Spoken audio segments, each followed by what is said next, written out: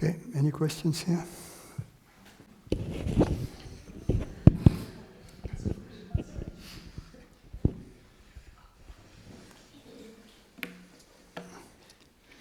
I just want to check my understanding of what you've been saying about consciousness being the same as reality. And there's, ideas of pure consciousness or consciousness without an object, which I think can be heard, or at least I've heard them as meaning some kind of separation from material reality. But what I'm hearing now and seeing a bit is that consciousness and reality are the same. So consciousness without an object, for instance, means without objectifying reality. It doesn't mean without reality. That true consciousness yes, exactly. and the same thing. So it's not some state where you're out of touch with what we call material reality. Yes. It's the experience of the materialness of reality that's ignorant. It's not that it's not the objectiveness, the reification of objects or distinctions. Yes, yeah. the distinctions are relevant. Right. Okay. But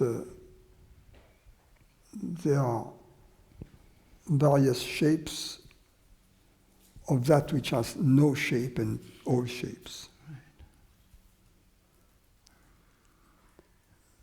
Just as a mirror can reflect all kinds of colors without having a specific color. It's precisely because it's the colorless transparency of the mirror makes it possible for the mirror to reflect all the colors. If the glass of the mirror were stained in yellow, for instance, then everything would have a yellow component to it. And the follow-on understanding that comes with that is that understanding of reality, being consciousness, alters perceptions to some, adds intimacy, adds depth, adds profundity in a way, realness. Yes, in fact, what it does, it justifies the view of the world we had as a newborn child without interference of the mind, if you will. Because then we were still in our oneness. It was a very, very simplistic, in a sense, oneness, but nevertheless oneness. Right. You see, so this view of the world in which no distinctions are made, I call it the artistic view. It's autistic? Artistic, like artist. A-R. A-R. The artistic view of the world. And then the various models we have of the world are tools that we take out of the toolbox depending on what we have to do. Right. For instance, the quantum mechanical view of the world, we rarely use it in daily lives, right? But if we are physicists, that's the only view that matters, more or less, you see. So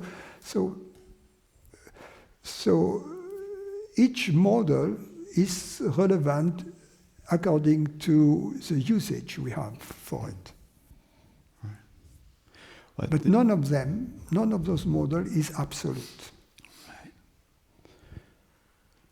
So I also understood that the perceptual changes or experiential changes of increased clarity or depth, that those were being distinguished from states that an individual has, because they're experienced in a location, but they're not personal. They're actually aspects of reality. Say that again, because saying that with the experienced understanding of reality as consciousness and the non-personalness that goes with that, I experience anyway, an increased clarity of vision, an increased sense of realness. That's a sense, it's not a normal, Yes. And so what I understood from our conversations this week is that those kinds of, you could call them states, but they're not states the way we're distinguishing a state normally. They're more actually aspects of reality itself. Well, everything is an aspect of reality. Even ignorance is an aspect of reality. Right. But in the absence of ignorance, there are two elements that kind of disappear from the picture. One is the problematic thought, the thought of the thinkingness that runs in circles and that tells us about doomsday. And the other element is in the perception of the world and of the body, a sense of separation that is no longer present.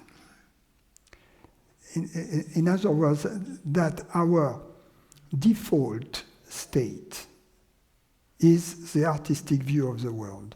Right. Instead of our default state being the separate view. Right. So when one first starts to experience that, it looks new and shinier. Yes, but then as we become more and more accustomed with it, we don't even notice it. Right. We notice it only in hindsight if we still remember the way it used to be. Right. Got it. But who wants to go there? Someone seems to keep wanting to go there. Yeah. Thank you.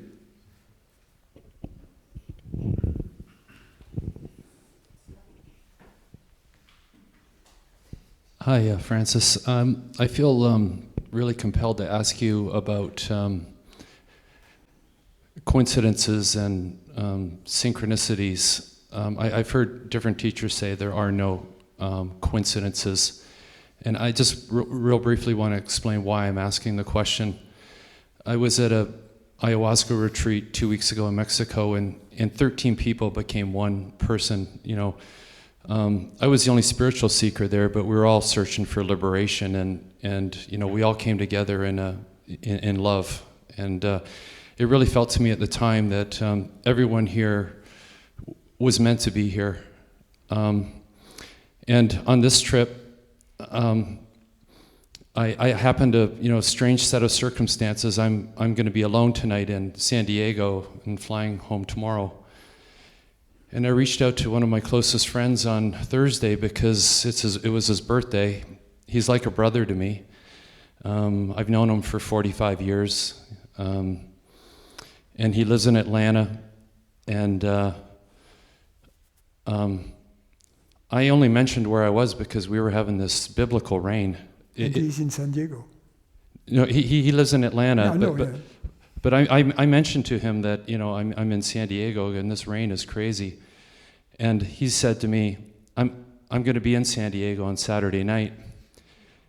This guy never travels anywhere. Not because he doesn't like to travel. He has no money to travel. His mom was terminally ill a year or two ago, and I bought him a plane ticket to visit his mom so he could, at least say goodbye, because I knew he didn't have the means to go there himself. This person had a very difficult childhood. He's a hardcore atheist. I mean, Ayn Rand is the closest thing he has to a belief system. And so I know this person, suffers from depression from time to time. And I shared this story with my brother in Australia, and he says, and he's like me, he's kind of on this path, and he's looking, he goes, I don't know why my friend is in San Diego tonight. And my brother's like, he's meant to meet with you, is what he's meant to do. So I'm asking you, like, a general question, and, if you could elaborate a little bit on, things that seem to be coincidences. But in my own personal case, I feel compelled to share my story with you because it's overwhelming to me. And I'm just wondering, I don't want my ego to get, I want to check my ego, but, I feel that maybe I'm meant to share my enthusiasm with him, and hopefully that maybe he does find this path. Absolutely. Nothing happens by chance. But there are moments, yes, when things happen like that, yes. Serendipity. And it is a universal, it is a response from the universe to our asking the question, is consciousness universal? If in our behavior and in our thoughts, in our deeds, we are open to this possibility. In other words, we think, we act, we believe, we interact, we perceive, we feel, as if consciousness were universal, then things are going to happen within, in terms of peace and happiness, but also without, in terms of serendipity, harmony. So that's a case of that, yes. It's a universe smiling at you when you smile at it. It does feel that way. I just don't want it to be, I'm asking you the question because I don't want my imagination to, it really feels like that, I just wanted to ask you that. And before I pass the mic, I just want to express my gratitude to this container. I got so many amazing transmissions from you, and thank you. I feel like a different person. Hi, Francis. The wisdom that the sages, the wisdom for the reality that the sages manifest in space and time and in different circumstances for different people has a characteristics. Can you comment about this knowledge? I didn't understand the beginning of your sentence. The wisdom of a reality that the sages manifest in space and time for different people have different colors. First of all, we have to understand what the nature of the sage is. There is only one sage, and the sage is in each of us. So it manifests as love, truth, beauty, intelligence, and sometimes serendipity, harmony, humor. When we are open to it, that's all. In fact, it's a permanent miracle that we fail to see. The great physicist Erwin Schrödinger said there are people, they marvel at the fact that we go to the moon, or we discover penicillin and antibiotics, or we create the industrial revolution and so on, and computer and all that stuff. There are people, they marvel at that. But there are people also, they marvel at this extraordinary thing that there is something rather than nothing. And he adds, those are the physicists, the poets, the mystics, the artists. You see, that's this interest for what is, you see. Not for this or that, but the interest for what is. And as a result, all the rest, all the powers, all the personal stuff goes away. as a truth seeker, we shouldn't see the teacher as a human being, but you should see the teacher as a consciousness in each of us that is open to us when we are open to it. The body-mind of the teacher is just a tool at the service of the sage, but it is not the sage. Sometimes people, if something miraculous happens, they think Francis has a button inside that he can push to perform miracles. So he has a choice of miracles, red, pink, black, whatever, so that he will push the button. That's a bit childish. I'm the first to be surprised when that happens, you know.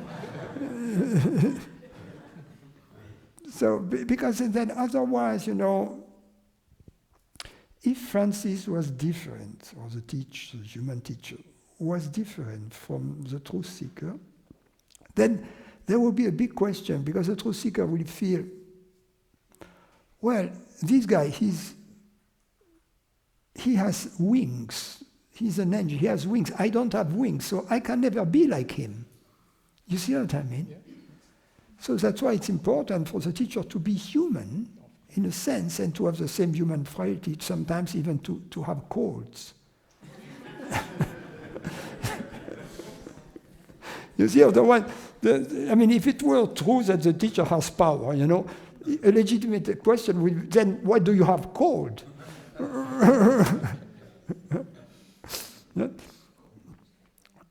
One day, my teacher, he was giving a retreat, and we were all outside, and he was driving a Mercedes convertible, you know, a very nice, fast car.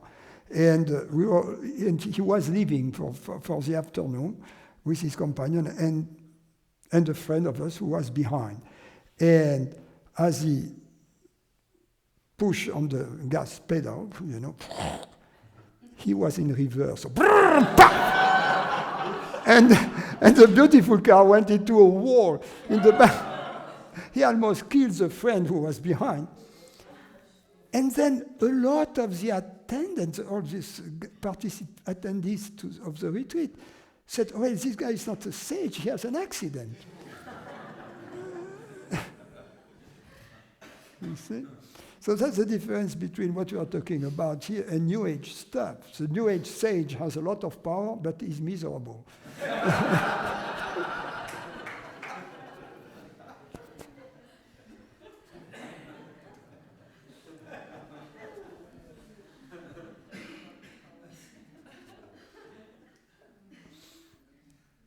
Thank you.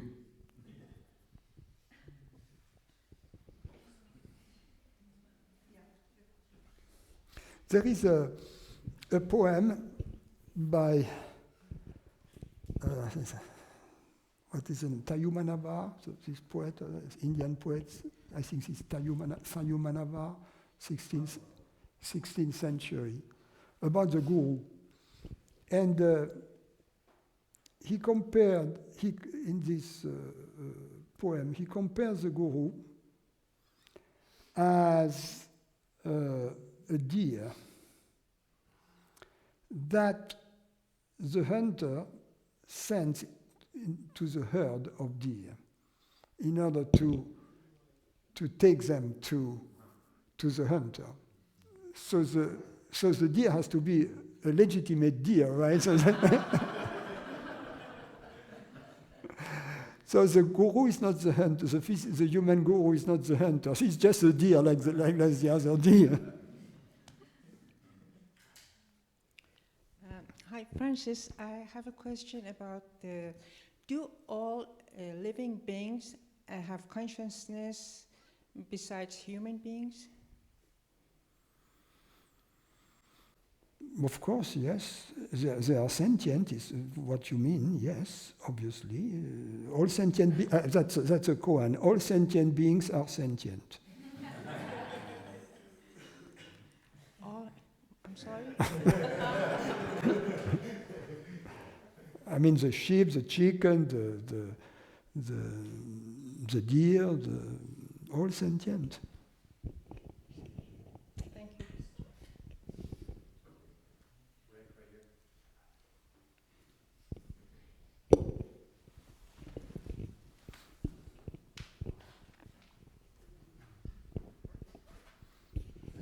Francis,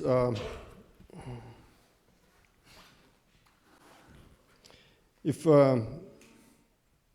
you could express a little bit more about, and I know we've touched upon it several times, but I find the significance of it is absolutely earth-shattering, profound, and that is the relationship between thought, the human mind, and what we're truth, the ground of being, consciousness.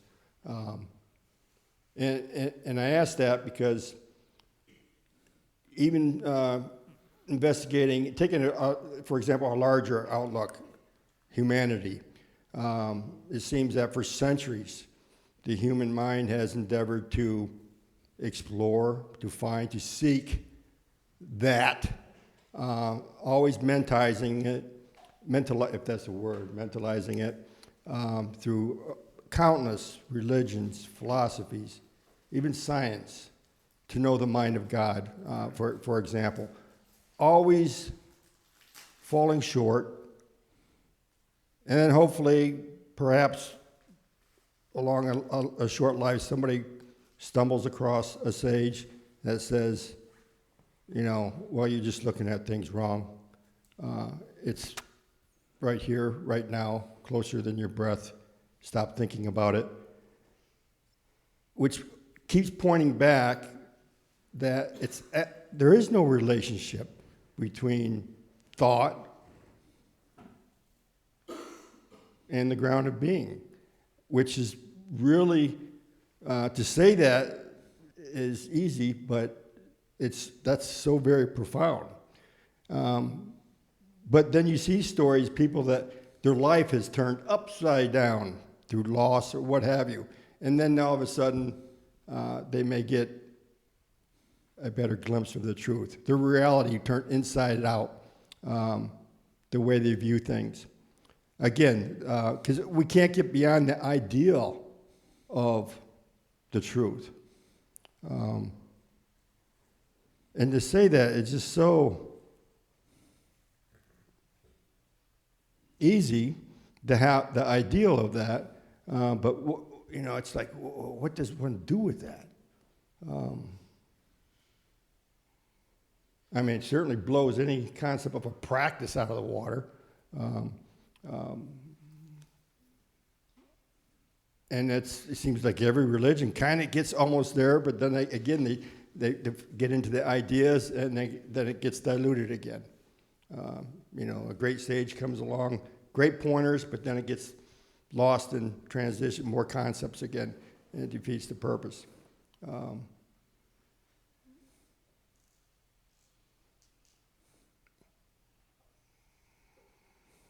And I'm not sure where the question is in that.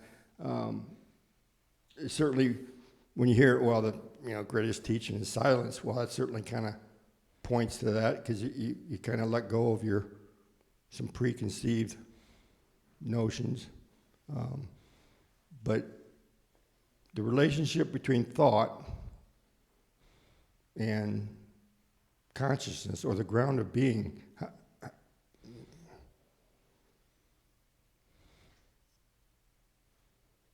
or is it just the absolution of, I don't know, and I'm not quite sure where the question is in that, but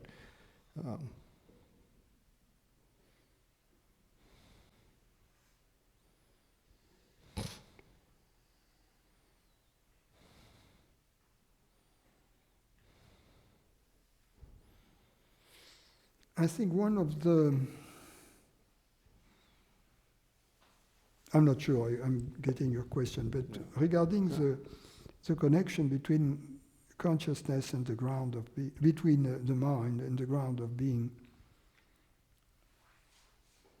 one of the great puzzles that we face as humans. I mean, some of us are not really curious about it, but it is the coexistence of the two realms, of the physical realm of the world and of the subjective realm of mind.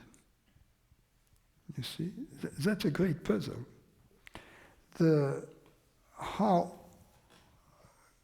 Because how can these two realms intersect or connect? Because we never see an element of one realm cross the borders that separate these two realms and appear in the other realm. You see what I mean? Yeah. For instance, but let's be more. Let's assume you dream. You have a dream, right? And in this dream, someone gives you a $100 bill. You put it in your pocket. Now you wake up of the dream. You look in your pocket and there is a $100 bill. Then this $100 bill, it is precisely an element of one realm which has crossed the border and appear in the other realm, right? And conversely, we are in the physical realm, right? And I have the thought of a pink elephant, right? And all of a sudden I see a pink elephant in the room. You see, so that's a pink elephant from my dreams that appears from my thought. That doesn't happen, right? So we have two realms that, because there is this apparently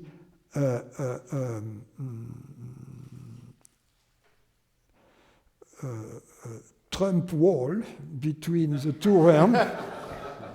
Fence. Barrier. That nothing can go one way or the other from one realm to the other. So the question that arises then is this. However, one of these realms seems to be perceiving the other. Right? In other words, the mind seems to be perceiving the world, the physical world. How is that possible if they are separate? And then so that begs the question, there must be an intersection. There must be a place which is common to both. You see?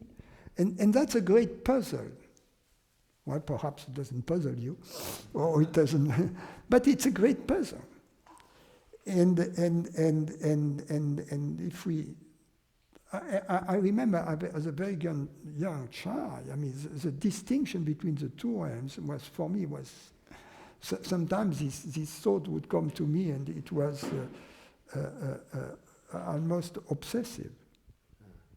You see, because the rest was easy stuff, you know. You go to school, you understand things, you do physics, you do math, whatever. But this, what Descartes used to called once the problem of dualism. That's what he meant. Yeah. That it was a specific problem. It's something very interesting, and of course, the solutions that you find, it may set you on the path to the discovery of your true nature, because then the solution that, of course, there is a greater reality that encompasses both realms, and that, in other words, the reality of the mind and the reality of the world have to be the same so that they can communicate. Yes. And if you look at what is the reality of the subjective experience, it's obviously consciousness. Yes. So therefore, consciousness must also be the reality of the world. But if consciousness is the reality of the universe, then it means consciousness is universal. So that's the beauty of the puzzle of mind and the ground of being.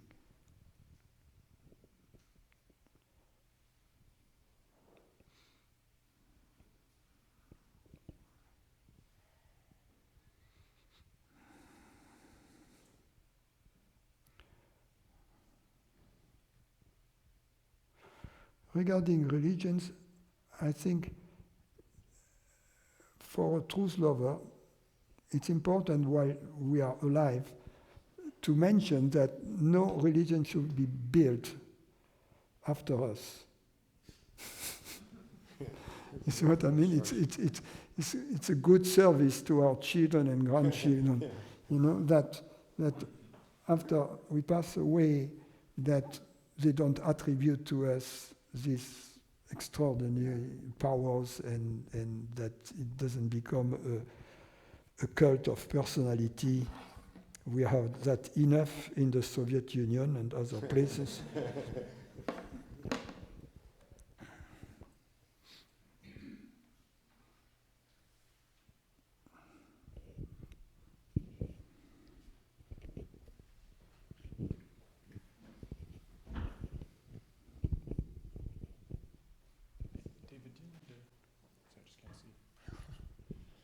Francis, just to kind of wrap up this question for me, would you say that happiness is non-phenomenal and yet has an impact on the phenomenal realm? Happiness is a, if you will, is a quality of reality. And reality is non-phenomenal in its essence. However, because reality creates a phenomena, reality has an overwhelming impact on the phenomena. But more specifically, we have experienced the way the body reacts to the experience of happiness. When we are struck by happiness or by relief, we experience a happy body. It's a body that relaxes, that opens, that becomes more transparent. But any phenomenal experience is impermanent, and therefore it is important to avoid any confusion between the experience of happiness and the experience of a happy body. Although there is a connection between those, in that sense that a happy body or transparent body may be a vehicle to the experience of happiness. In a general, to draw a more general conclusion,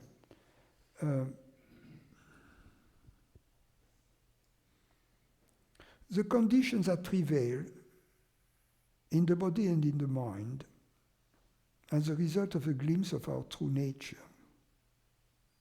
can be used as a vehicle that takes us back to the experience of our true nature. And a lot of the teaching is based upon this fact. I don't know whether I am clear, but you know, for instance, the teaching of the yoga, to a large extent, is the description of a body which is in accordance with the experience of our true nature.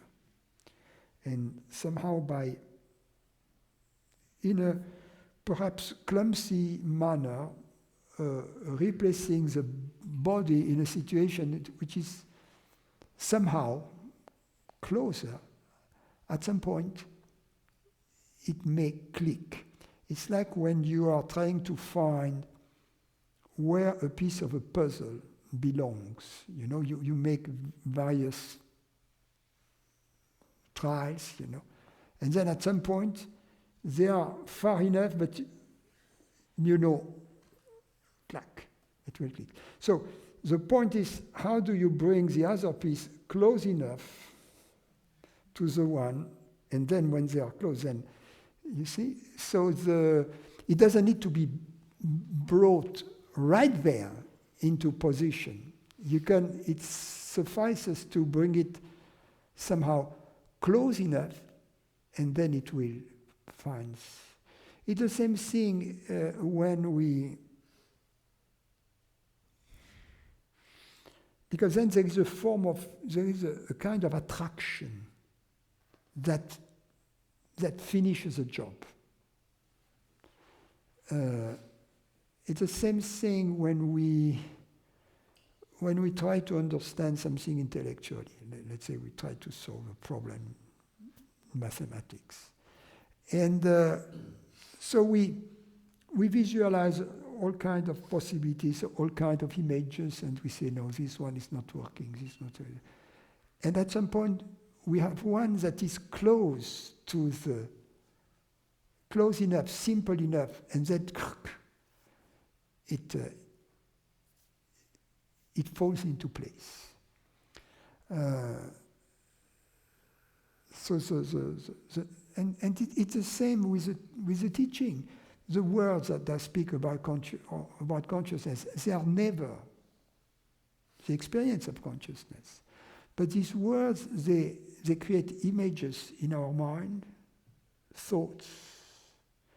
And then these thoughts become very, very simple, very simple. And at some point, the thought is so close to consciousness that it gets absorbed in it. And then we have the glimpse. Thanks.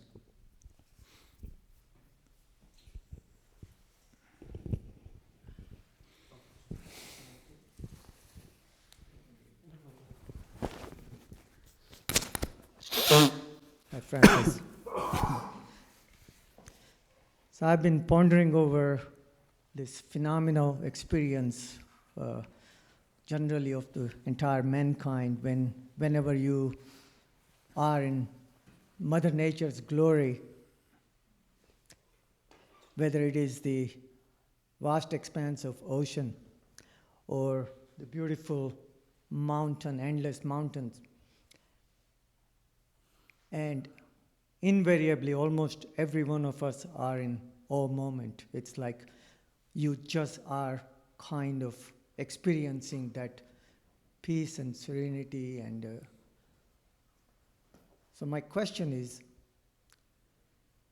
at that point, are we close to our real being? Is because we are infinitude, because we are vast expanse, and we are seeing this entire glory in its endless expanse.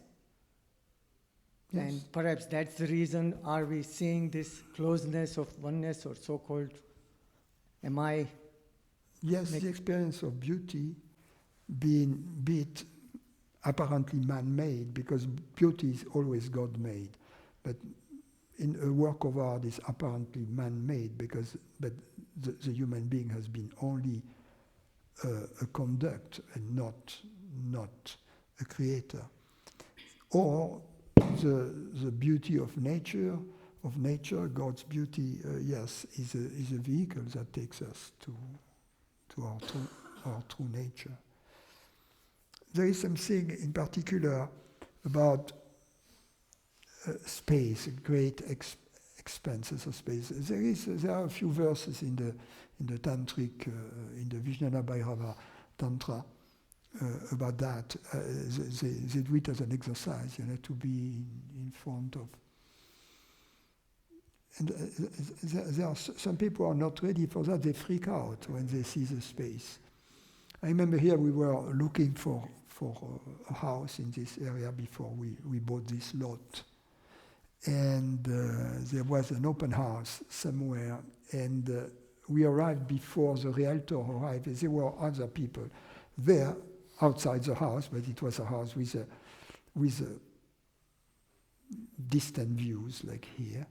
And there was this lady coming. She arrived with her daughter, and then she said, "Oh, let's go. I cannot buy this house. It freaks me out, this space."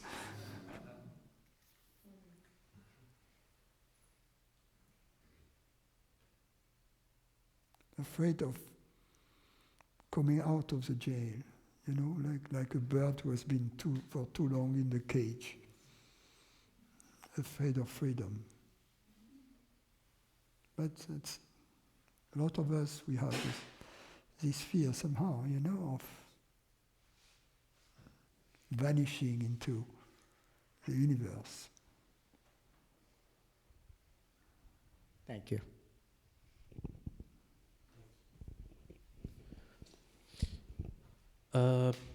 Question on how we were talking about how the body experiences a sense of relaxation when it's been struck by truth or happiness. I notice that here sometimes. What I do notice also is that the moment I start walking, it seems to go away. So when there is this sense of relaxation in the body, I notice that the stories about a person, they just aren't there. So then I start walking, and then it's like, where did it go? So what happens is, instead of trying to seek for a relaxed body while it's walking, because that seems impossible, there's kind of an attempt to see when the stories start while walking. Like if something about a person that comes up, kind of thing. Is this sort of the right direction to not seek a relaxed body in general?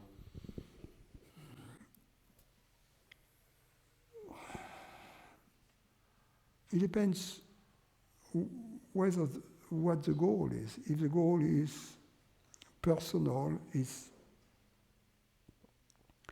to seek comfort, why not? But then the body relaxes, and then the body becomes tense again. But if the goal is to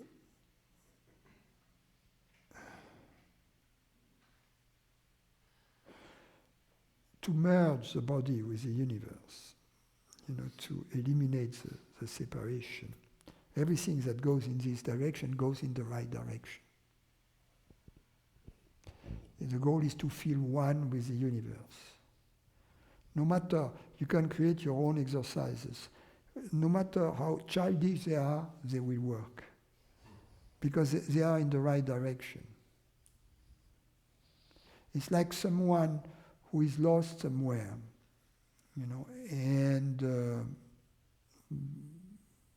but he looks at the sky and he sees the North Star. So he knows that if he keeps walking in this direction, at some point he's going to find something. He's not going to run in circles in the forest. Also, even if the body has an organic memory of its Adamic condition, of its transparent condition. So once we experience it, even if this experience seems to leave us, we never forget, because we knew in the first place that the condition the body was in was not natural. So even more after having experienced a more natural condition of the body, there will be the nostalgia for it. There will be the desire to get established in this condition. So the right direction is to abolish the separation, which comes when there is a relinquishing of any sort of story about myself, as a person, as a human. That too, but then also any form of bodily sensations that seems to prevent your body from being the universe. Like something tense, yeah. Squeezing. Or like a sensation that tells you that's me. Like the breathing that tells you that's me, or a sensation in the head, or a sensation in the chest, or in the throat, or wherever. That is so familiar, and that tells you that's me, that's not you. It's just a sensation appearing like everything else. Yes. So Open. then it's kind of placing everything we perceive on the same level. Because there are things that we perceive, we say, oh, these are me, and things that we perceive, we say, they are not me. In fact, they all appear in me.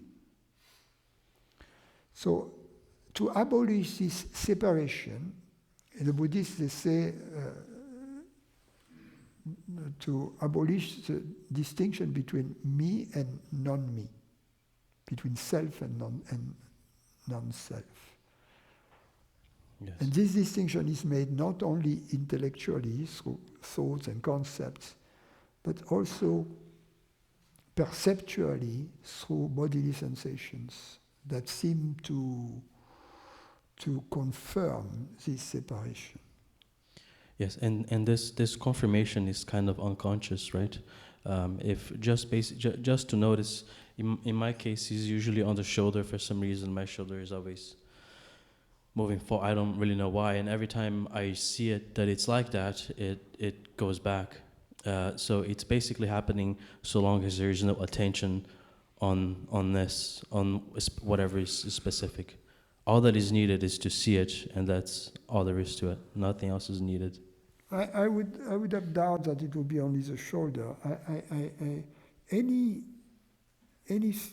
sensations that seems to confirm I am here and not there. Any sensation that seems to confirm I am here and not there.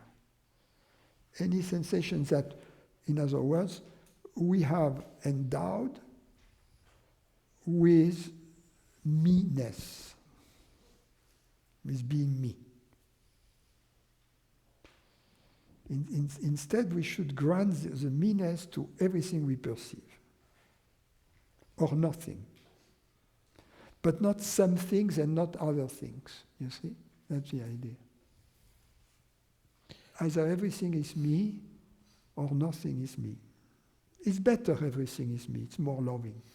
But nothing is me is good too. But some things are me, but not all things, that's bad. Yes. Yes, well, then the body always feels like it's here and not there, so I can't really get rid of that. That's going on all the time. Oh, no, the body is here and not there. The body, that's okay. I'm talking about me.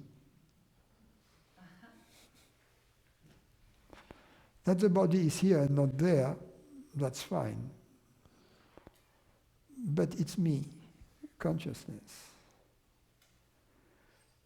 It's me identifying with bodily sensations. I think these bodily sensations, they are me. No, they appear in me. They are not me. And that to which they appear is not here. That's a koan. I am not here. Thank you.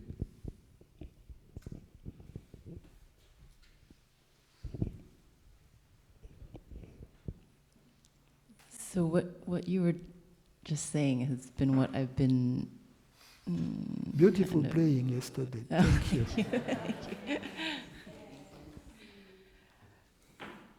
you. Well, first, I just want to say that I really enjoyed the yoga and the meditations this week. And I don't know if it's because we were not doing the postures. I don't know.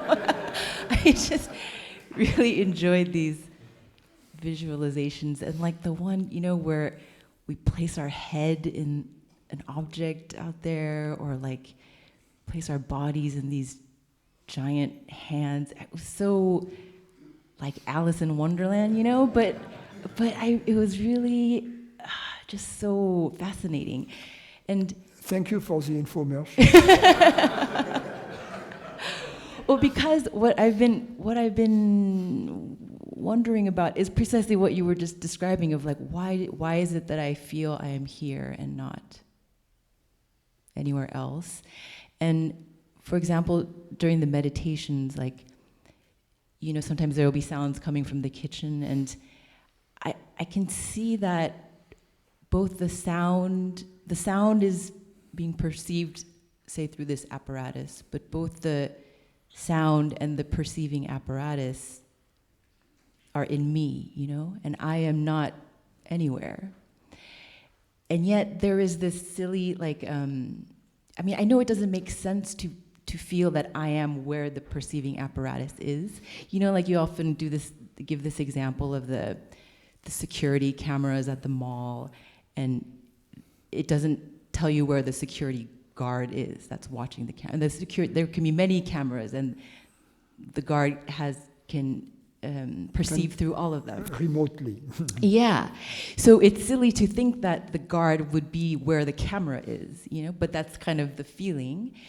And then yesterday, you said you said something like the local breather is a myth, and that really, it just rang so true, even though there is still this feeling that I am where the perceiving apparatus is. So my question is to dispel that myth, is it about kind of playing with these tricks, of placing the head, say, in the object, or is that the star that you're talking about that you just kind of follow? I mean, it's playing both with the concepts and with the perceptions. It's a mix, because ignorance has been constructed as playing ping pong between the realm of concepts and the realm of perceptions. So it's deconstructing also is a reverse ping pong game. You see, it's like the way it's unknitting which has been knitted, so in reverse, right?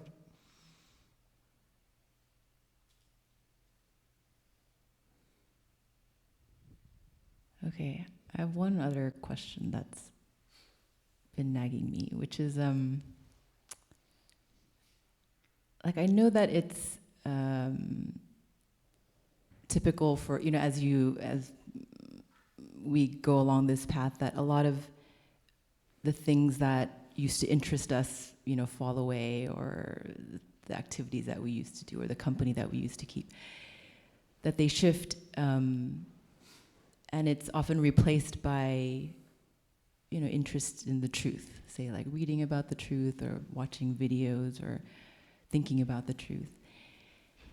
But lately, I've noticed I just don't feel like doing anything, That's good too. Especially in the evenings, when I Absolutely. I don't have anything I have to do, and I just don't, even practicing or watching TV shows or something that I used to do for enjoyment, it wasn't just out of boredom, but even that just seems like too much work. So I just lie on my bed, and I'm not tired, I'm not thinking of anything in particular, and I'm perfect. That's it, it's so... Well, that's the way you are following your bliss for the time being. Yeah. But, so there's this thought, it's not that there are no thoughts, but there are no thoughts that grab me, except occasionally there's this thought this is just really weird, and and it's is this healthy?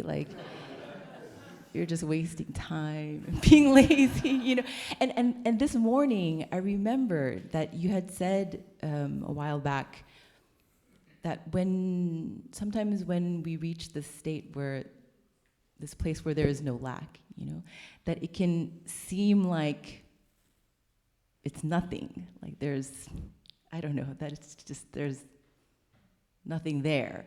And then that's kind of the sense of lack having come back through the chimney or something, the back door, where then you try to, because of this habit of wanting there to be something, I don't know.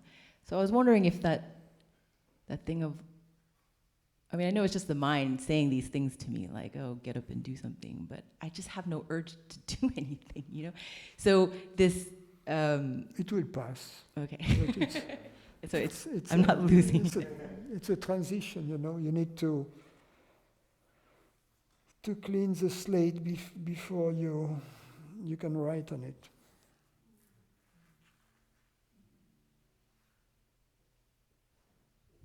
Okay, thank you. And precisely the point is to be attentive to your heart's desire at every moment, and to be sure that what you're doing is what you want to be doing. And that's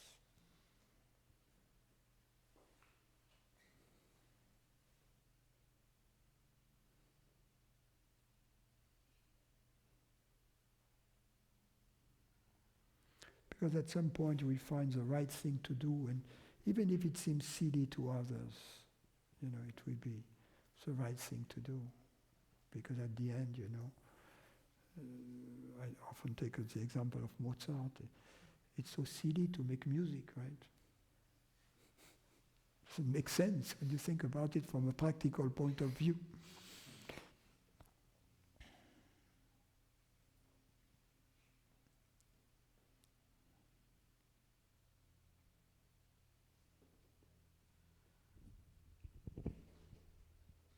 Nothing is more boring than people who are extremely practical. You see people for whom only food counts, you know. I understand if they're hungry, that's a different situation. No, but no, people have plenty, but only what they call practical is. And if they hear about art or beauty, or they say, what's that for? You know, it's not food.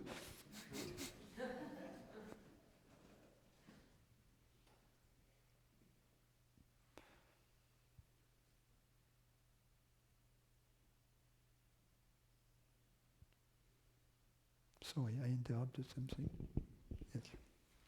I just wanted to. It's not a question, I just wanted to say how beautiful the laughter of recognition is. It's really exquisite.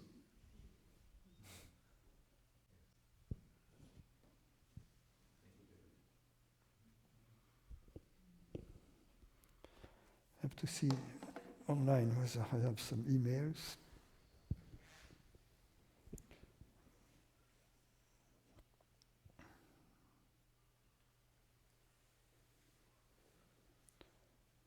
Do you have any questions on the chat? There's one question. Tell me who? Brendan. Brendan, okay, here it is. I know. What does he ask?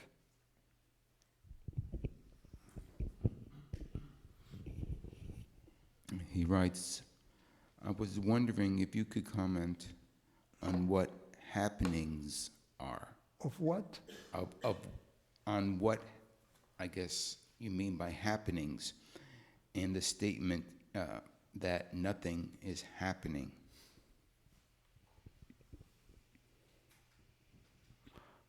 I may have said that. It's not. So I guess, although I don't remember in which context, so perhaps other people have said that, in which case I'm not going to take responsibility. So,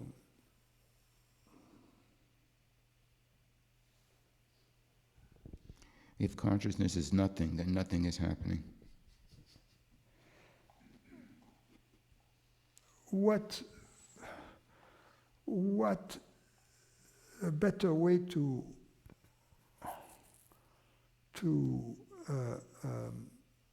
formulate that would be to say, nothing is happening really. You see? It's like when you are watching a movie, you see, it seems to you that things are happening, you know, in some remote area in the world at some remote period in time. But in fact, nothing is happening. Right? From the vantage point of your sofa, it's an illusion. So, similarly, from the vantage point of the ground of being, everything that seems to be happening is an illusion. Nothing is happening to the ground of being. So that would be my explanation. Nothing happens. Okay, let me go to my email now.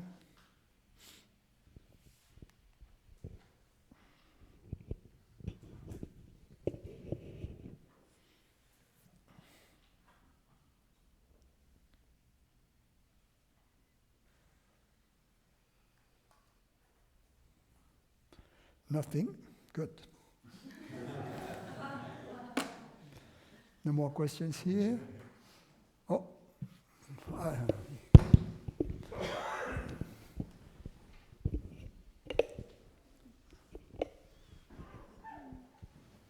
I just want to continue the half answered question yesterday because of the fire alarm. So the question was, while solving a problem when there are multiple possibilities, what would lead me to think that this solution is coming from consciousness and not from the mind?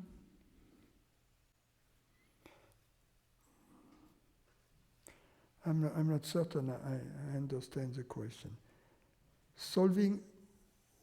While solving the problem, when there are several possibilities, why would would the solution come from consciousness rather than from the mind? That's the question? Which one is from mind and which one is from consciousness? How do I make a decision, basically?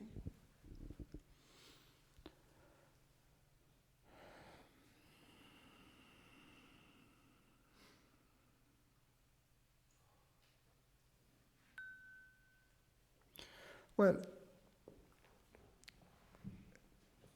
when we make a choice, right, it means that we choose among various possibilities, right?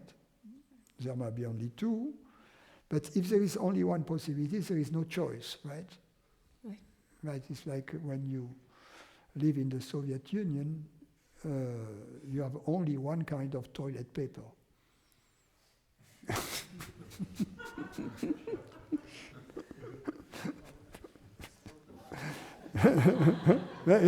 Voilà, a former citizen of confirmation. So in order to have a choice, you need various possibilities, right? Now, what I said, I think, yesterday is that which is self-evident. The line of action has to be the one which is self-evident. So, for instance, if time is not of the essence, if the decision doesn't need to be taken immediately, we should wait until it becomes clear what we have to do. Right? And now, if time is of the essence and we still have to choose among various possibilities, the intelligent decision will be to take your best shot. Right? Yes. So that's it. So if we act like that, either something is self-evident, or there is a preponderance of evidence and time is of the essence. I mean, there is a certain preponderance of evidence in favor of one of those possibilities. Time is of the essence. We have to make the decision. We take our best shot. In both cases, that would be the impersonal decision.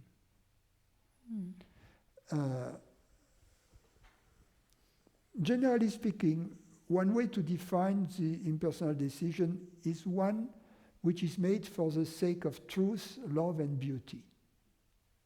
In other words, a decision we make which reconciles out of various possibilities, a choice we make that reconciles the demands of truth, love, and beauty, which means which is at the same time truth, intelligent, love, loving, and beautiful, would be an impersonal decision. That's another way to put it. And another way that I describe an impersonal decision is a decision that would be made by a judge who is not involved with any of the parties in the conflict, for instance, and who is both benevolent, which means has the best intentions for all parties involved, and intelligent and fair, of course. And so if you are one of the parties, you remove yourself from your position as one of the parties and you place yourself in the position of the judge.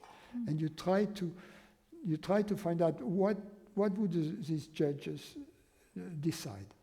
And then you apply it. You see? And then you don't budge from this position, because that's a position of truth, love, and beauty. That's the one. And the other party may disagree. You see what I mean? But you don't have to give up.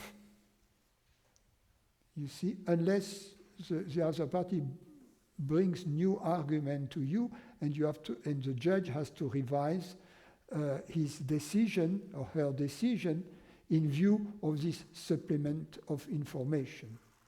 But if the information is the same, the decision stands. You may revisit it if you want, but if everything still applies, you don't have to move away from this position of truth, love, and beauty.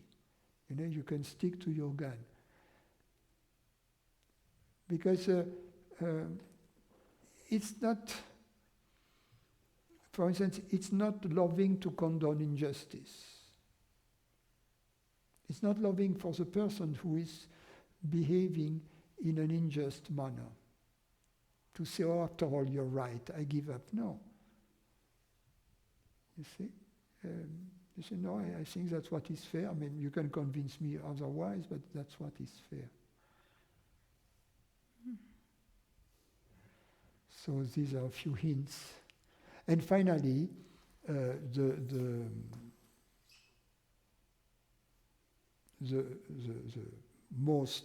simplest and but most formal, if you will, definition of the impersonal action or decision is the one which we made not as a separate individual, but as universal consciousness.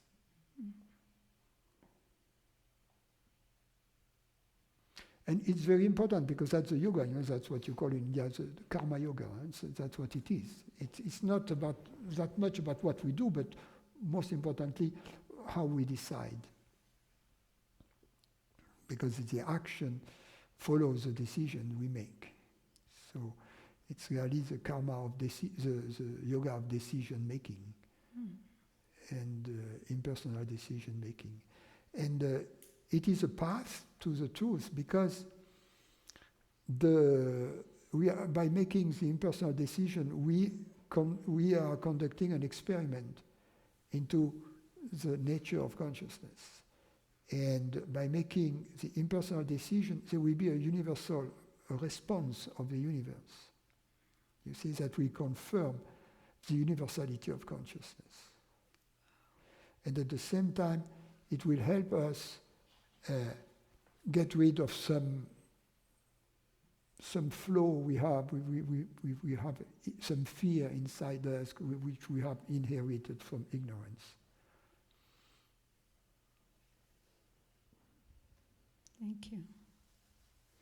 And the last one was, you were talking about no connection between the two realms, the thoughts and bodily actions. We cannot connect.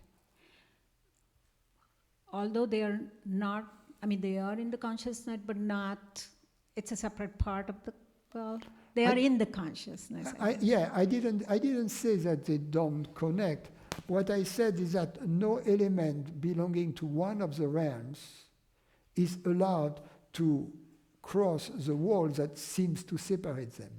Well, that's where I was thinking. I mean, the experiment shows that if you make a person think, you give them a thought, you show them bad pictures, so they have a bad thought, and you can see it on the fMRI, which part of the brain gets activated. So the thoughts and the effects in the physical realm, you can connect that way.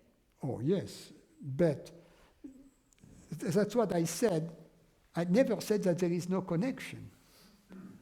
You misunderstood me. I said that no object belonging to one realm, you find it in the other realm. In other words, next to your MRI machine, you don't see a thought that is there sitting on the chair next to you. I agree, right. Mm-hmm. I hope so. Convinced. Well, it was very sweet, as usual. Thank you all. It was very sweet. Thank you.